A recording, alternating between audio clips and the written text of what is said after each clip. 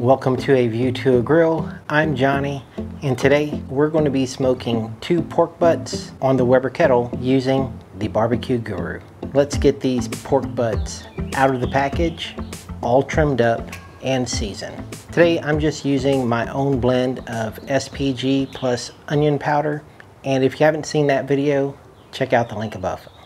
Once we're done trimming and seasoning, we'll get these into the refrigerator so they can rest. While that's in the refrigerator, let's set up the Weber kettle. We're going to be using Kingsford Blue today and the Naked Basket. We'll get the Naked Basket in, and we're just going to be using a mixture of post oak and hickory today. On top of that, we're going to put about 15 pounds of Kingsford Blue. In the center of our Kingsford Blue, we're going to leave a little bit of space for some lit charcoal. For our heat deflector, we're going to use a pizza pan, and then on top of that, we'll put a shallow water pan slash drip pan. And then finally, our Craycourt cast iron grill grates. Now I like using the Craycourt cast iron grill grates whenever I'm smoking because I like the fact that it retains heat and tends to spread it out a little more evenly. We'll also get our BBQ Guru UltraQ set up. I always like to set it up early just to test it out and make sure it still works properly,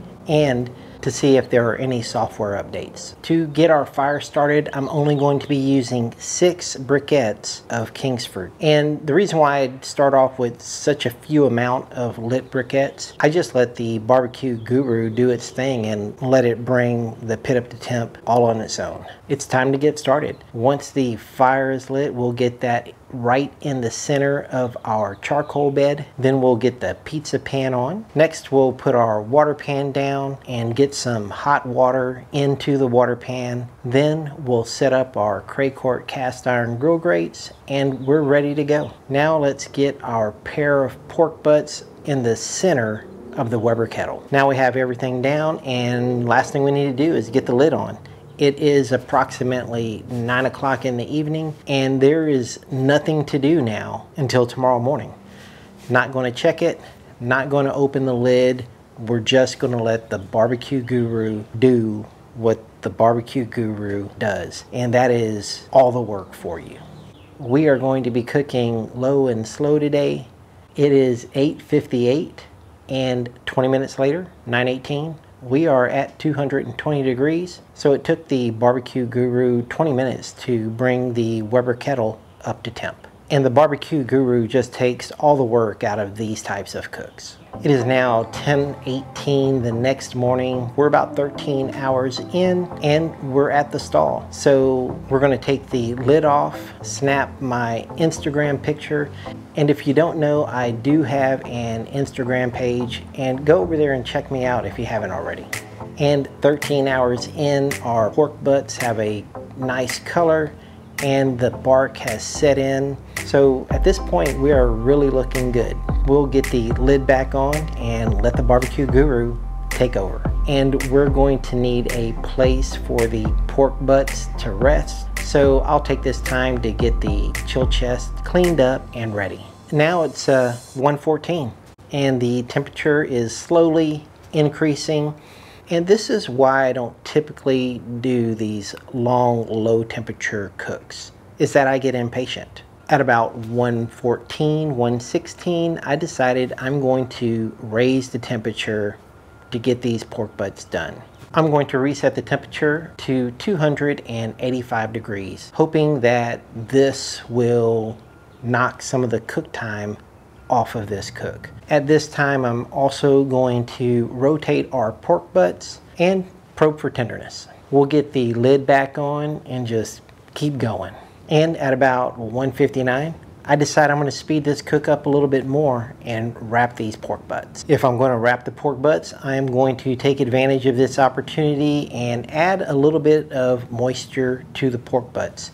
So in each one of my pork butts, I'm going to pour about a cup of chicken broth in with the pork butt in the foil, just to add a little bit more moisture to our pork butts. I'll wrap these up, probes and all, and get them back in the Weber kettle. And we're not going to do anything else with these pork butts until we reach a temperature of about 195 degrees internal. At 249, one of the pork butts is reading 194, close enough. I'm going to go ahead and probe for tenderness. Now at this point, they are feeling pretty good, and I did consider taking them off now, but one still had a little bit to go. So I decided to let the one that wasn't probing quite tender to get at least to 195 degrees, and then I would take them off.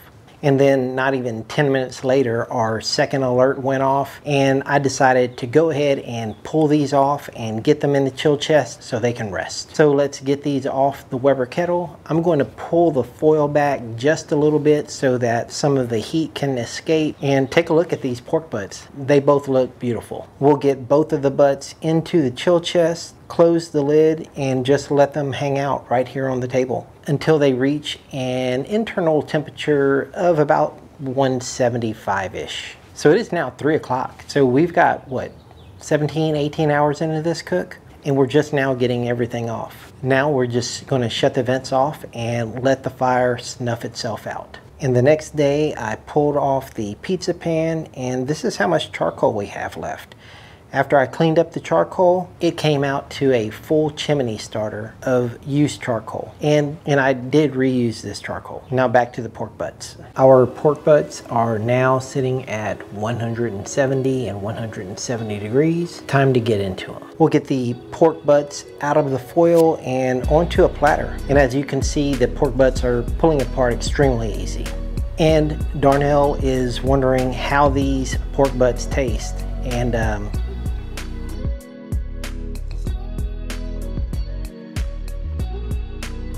it tastes pretty good, Darnell. If you haven't already, go ahead and hit the subscribe button. Thank you for watching a View to a Grill, and I'll see you guys next time.